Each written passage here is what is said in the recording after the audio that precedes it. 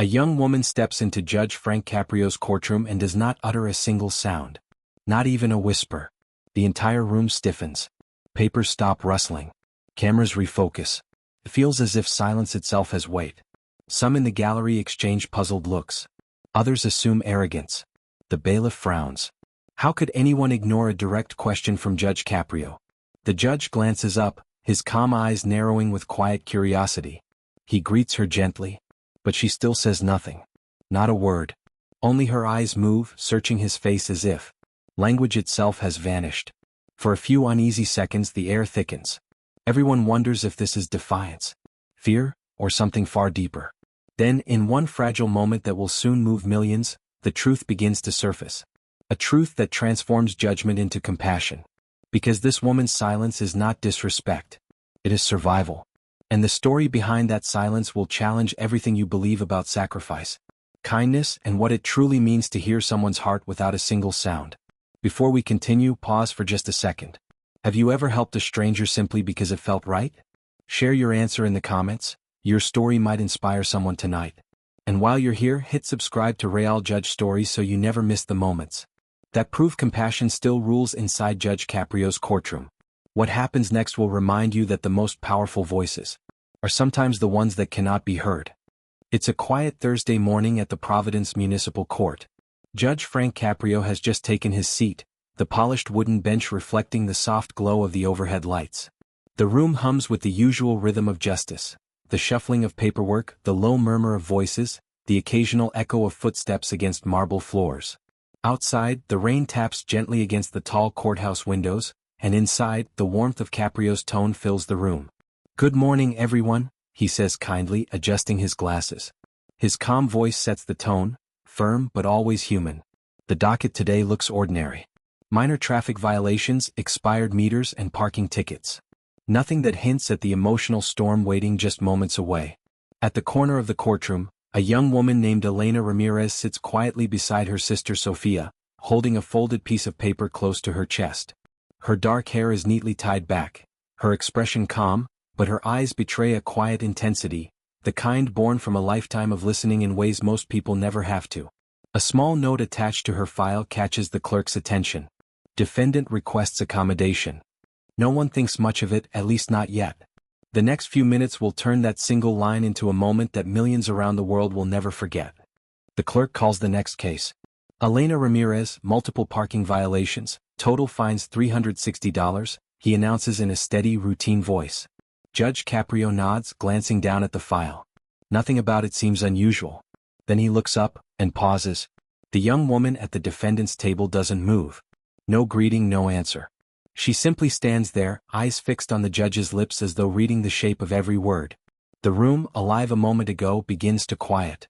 "Good morning, Ms. Ramirez," Judge Caprio says kindly. "How are you today?" Still nothing. Elena's expression remains gentle yet tense, her hands folded carefully on the table. A few whispers ripple through the gallery. Someone near the back murmurs, "She's ignoring him."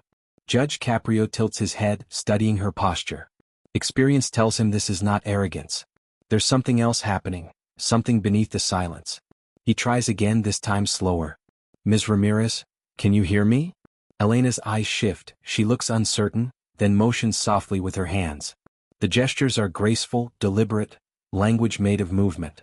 A spark of realization crosses the judge's face. "Bailiff," he says gently, "please contact our interpreter." Within moments, a woman in a dark blazer, Grace Lopez, the court's certified interpreter, steps forward, positioning herself where both can see her clearly. The tension melts into understanding as Grace signs the judge's words and voices Elena's quiet reply. "Your Honor," Grace interprets. Elena is profoundly deaf. She apologizes for not responding earlier, she was waiting to confirm you were addressing her. A collective breath fills the courtroom. The crowd's assumptions collapse into empathy. Judge Caprio nods, his tone softening. "Thank you for your patience, Ms. Ramirez. Let's make sure you can follow every word from here on." The misunderstanding fades, replaced by a sense of reverence. What began as silence now feels sacred, the kind that demands listening with the heart, not the ear. The courtroom has changed.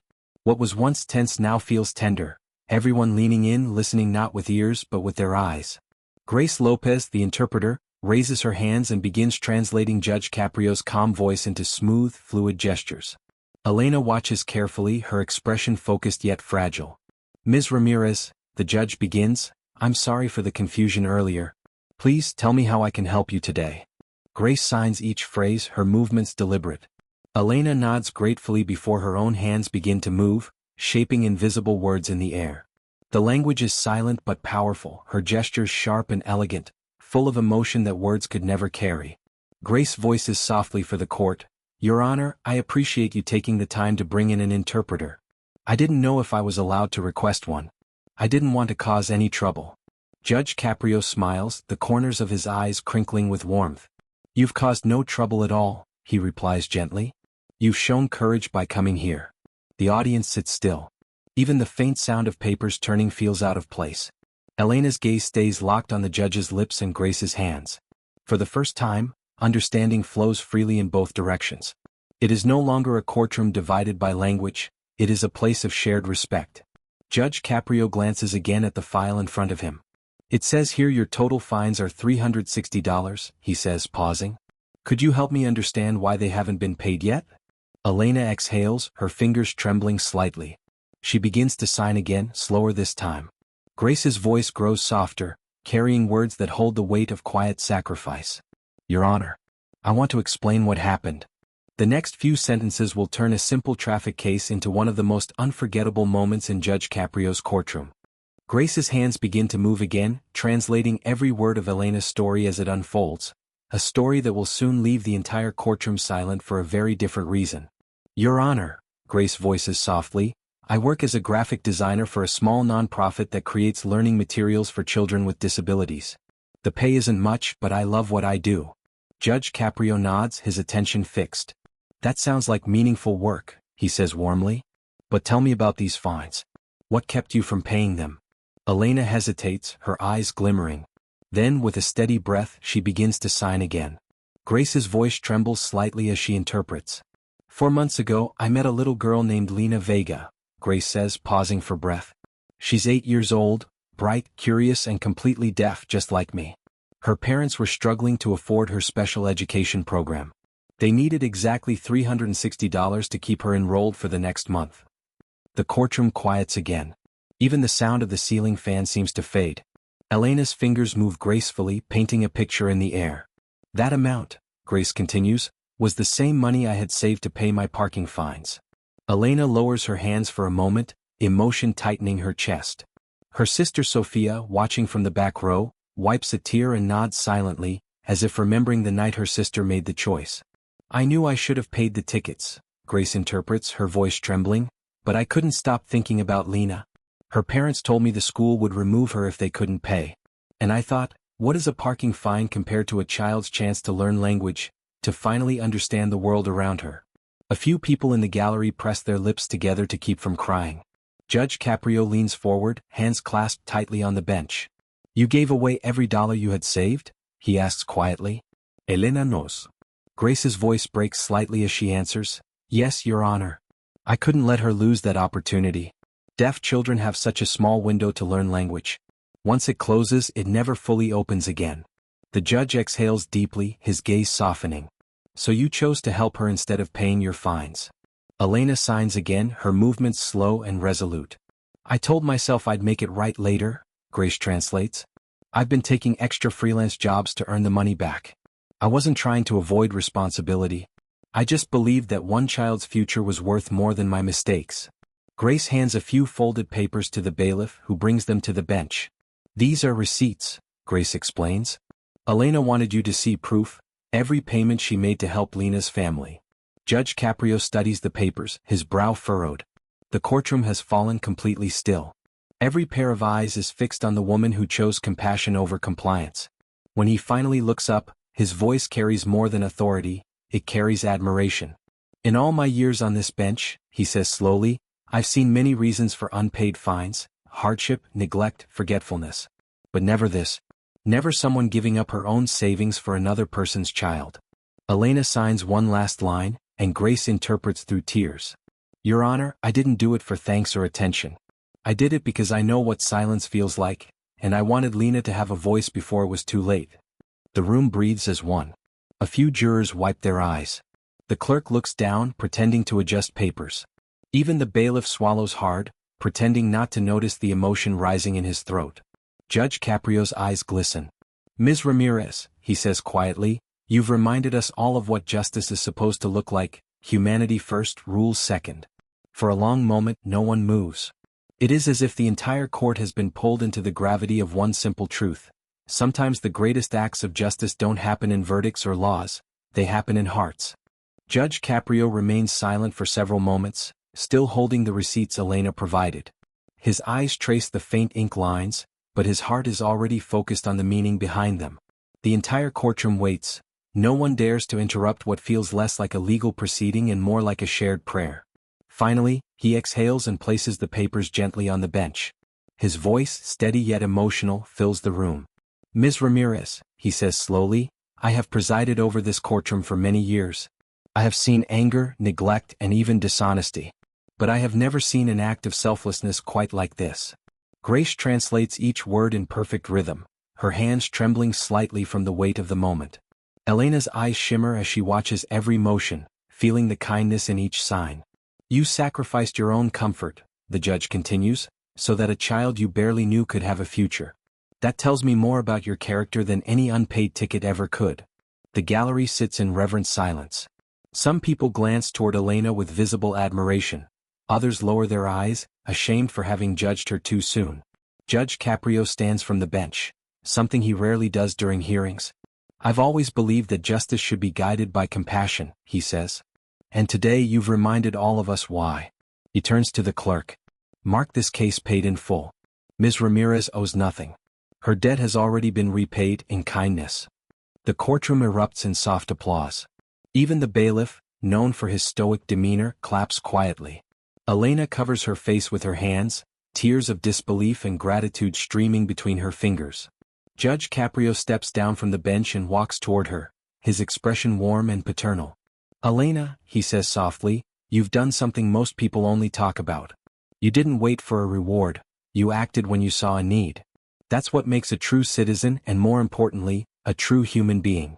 Elena nods, her lips trembling as she signs a simple phrase. Grace's voice breaks when she interprets it aloud. "Thank you, Your Honor, for hearing what I could not say." The judge places a reassuring hand over his heart. "The honor," he replies, "is mine." In that instant the courtroom feels transformed, not by verdicts or punishments, but by the quiet power of understanding. As the hearing ends, something remarkable begins to unfold beyond the courtroom walls. Elena's story doesn't just touch Judge Caprio, it ripples outward, carried by everyone who witnessed it. A local journalist waiting in the lobby overhears the applause and asks what happened inside. Within hours, a short clip from the courtroom circulates online. By evening, thousands have shared it. Strangers leave comments filled with gratitude, disbelief, and tears. The next morning, as Elena walks to her small apartment, she finds an envelope slipped under her door. Inside is a note written in careful handwriting. "Your kindness reminded me what goodness looks like. I've enclosed $50, please use it for another child." Soon after, the Providence School for the Deaf calls. They've seen the story too. The director invites Elena to collaborate on a volunteer program for parents who want to learn sign language. Then come the offers of help. Dr. Leah Hughes, a local audiologist, reaches out to provide free hearing screenings for families in need. Mr. Daniel Carter, who owns several parking lots downtown, designates special spaces near the school for volunteers, saying, "If you're helping others, parking should be the least of your worries."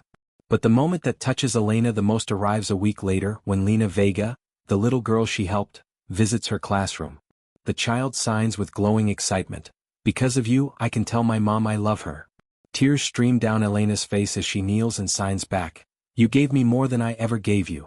Judge Caprio's decision has done more than forgive a fine, it has awakened a city's compassion. People begin donating to support other deaf children. A single act of quiet goodness has become a movement of collective humanity. And for the first time in years, Providence feels smaller, warmer, united by the language of kindness. A full year passes. The seasons change, but the memory of that day in Judge Caprio's courtroom never fades. On a bright spring morning, the courtroom doors open once again. But this time, Elena Ramirez isn't there as a defendant. She walks in proudly beside Grace Lopez, the interpreter who once gave her voice to the world. Behind them are smiling families, teachers, and dozens of children from the Providence School for the Deaf. Judge Caprio looks up and breaks into a wide smile. "Ms. Ramirez," he says warmly, "it's good to see you again, under much happier circumstances." Grace signs his words and Elena beams. She gestures gracefully and Grace translates, "Your Honor, this past year has been the most meaningful of my life. What started as unpaid fines became a journey that changed my purpose." The courtroom, now decorated with balloons and a small city seal banner, feels different, like a celebration of humanity rather than justice. Judge Caprio nods. "Tell us, Elena, what's happened since that day?" Elena smiles, her hands moving rapidly. Grace interprets, "After my case, the Providence community raised enough money to create the Lena Vega Language Fund. It now helps deaf children across the state access early education and family support. We've reached more than 30 families." The audience breaks into applause. Little Lena Vega, now 9 years old, steps forward, signing confidently, "Your Honor, I want to be a teacher like Miss Elena someday." Judge Caprio wipes his eyes, visibly moved. "Then I think we can all agree," he says, smiling, "this city owes Elena Ramirez a debt we can never repay." He lifts a framed certificate from his desk. "By order of the City of Providence," he declares, "we recognize Elena Ramirez Day, a tribute to compassion that turns silence into a symphony of hope." The crowd rises to their feet as applause fills the room once more, not for judgment but for love, courage, and the soundless power of kindness. When the applause finally fades, the camera lingers on Judge Caprio and Elena, two people connected not by sound but by understanding. The gavel rests quietly on the bench. It's no longer a symbol of punishment but of mercy. In a world often too loud to hear compassion, one woman's silence reminded everyone what it truly means to listen. Elena Ramirez didn't just pay a debt, she paid forward a lesson, that real justice isn't about how strictly we follow the rules, but how deeply we care for others when it matters most. Her story spread far beyond Providence, inspiring strangers to reach out, volunteer, and give where they could. One by one, small acts of kindness began to echo her decision. Teachers offering free classes, families learning sign language, neighbors checking on one another. And Judge Caprio's words that day became a quiet mantra shared across the internet. Sometimes justice must bend toward compassion, because compassion is what keeps us human. If this story moved you, take a moment to reflect. How many times have you been given a chance to choose empathy over convenience? Speech balloon, share your thoughts below. Your comment might remind someone else that kindness still matters. And if you believe that stories like these deserve to be heard, hit subscribe to Real Judge Stories, where real compassion, real courage, and real justice meet. Because every act of goodness, no matter how small, creates a chain reaction that can change a life. Sometimes without saying a single word.